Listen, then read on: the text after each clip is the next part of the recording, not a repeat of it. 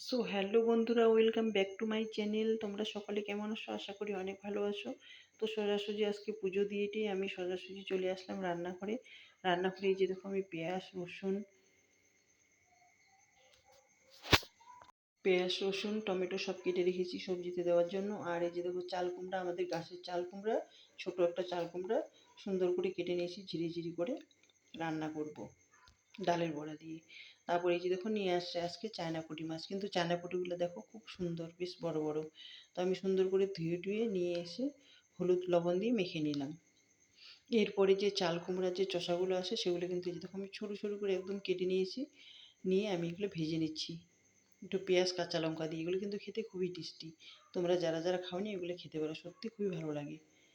তারপরে এই যে দেখো ডিমের ঝোল বানাবো। ডিমের ঝোল বানানোর জন্য এই যে আলু আর পেঁয়াজ লঙ্কা দিয়ে মশলাটা বানিয়ে নিচ্ছি একটা উনান এক পাশে। আর এক পাশে দেখো ছোটো একটা কড়াইতে আমি কিন্তু মাছগুলো ভাজতে শুরু করে দিয়েছি, কারণ 6-7টা মাছ একবারে দেওয়া যাবে না, ছোটো কড়াই, সেই জন্য দুটো করে ভেজে নিব। লাস্টে দেখা যাক, তখন যদি বেশি দেওয়া যায় তখন দিব। তো এই যে দেখো এবার কিন্তু আমি 5টা মাছ একসাথে দিয়েছি। আর এদিকে করলাও একটু ভেজে নিলাম। আর যে দেখো বলতে আমার কিন্তু মাছ ভাজা হয়ে গেল। দেখো সুন্দর করে মাছগুলো ভেজে রেখেছি। লেবু লঙ্কা দিয়ে বেশ সুন্দর করে সাজিয়ে রেখেছি একটু মানে সৌন্দর্য তোমাদেরকে দেখানোর জন্য। তারপরে দেখো করলা ভাজা আর চাল কুমড়ার চোষা ভাজা আমার কিন্তু হয়ে গেছে। আর এদিকে দেখো মাছও ভাজা কিন্তু আমার হয়ে গেছে।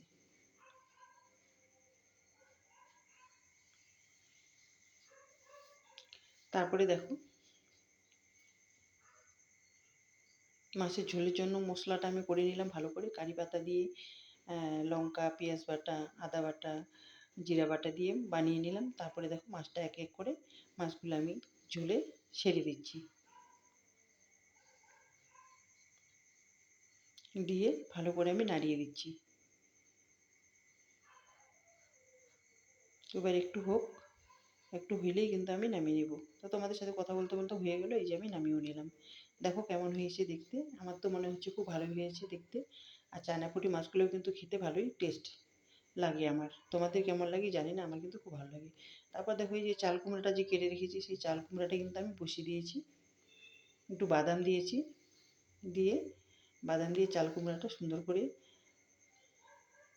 মাখা করে রাখলাম। আর এদিকে দেখো আরেক পাশে কড়াইটাতে, যে কড়াইতে মাছ ভাজছিলাম সেই কড়াইতে আমি একটু ডালে বড়া ভেজে নিচ্ছি চাল কুমড়া সবজিতে দেবো বলে।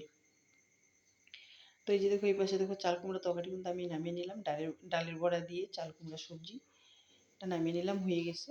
তো দেখো চাল কুমড়া সবজিটাও কিন্তু দেখতে অসাধারণ হয়েছে, খুবই ভালো লাগে। আর গরমের দিনে চাল কুমড়া খাওয়া খুবই উপকার।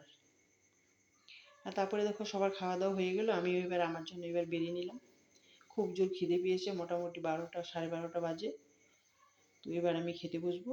তোমরা যারা খাওনি খেয়ে নাও বন্ধুরা, আমি কিন্তু এবার খেয়ে নিব।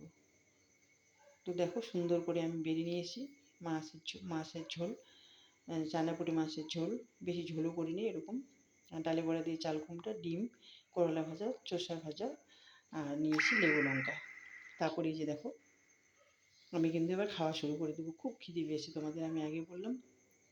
তো এই যে দেখো আমি সব কিছু একটা করে নিচ্ছি। এবার আমি একটু লেবু চিপে নিলাম, আর একটা মাছ নিয়ে নিলাম সাথে। মাছ কিন্তু আমার খুবই ফেভারিট, মাছের ঝোলে ভাত কথা শুনলে আমার জিভ দিয়ে জল আসে, জানি না কেন ইদানিং খুবই মাছ খেতে ভালো লাগে আমার। তো আমি তাহলে খাই, তোমাদের সঙ্গে পরে দেখা হবে আবার। তো বন্ধুরা যদি ভিডিওটা ভালো লেগে থাকে তাহলে একটা লাইক কমেন্ট শেয়ার দিয়ে পাশে থাকবেন, না লাগলে স্কিপ করে চলে যাবেন। টাটা, দেখা হচ্ছে নেক্সট ব্লগে।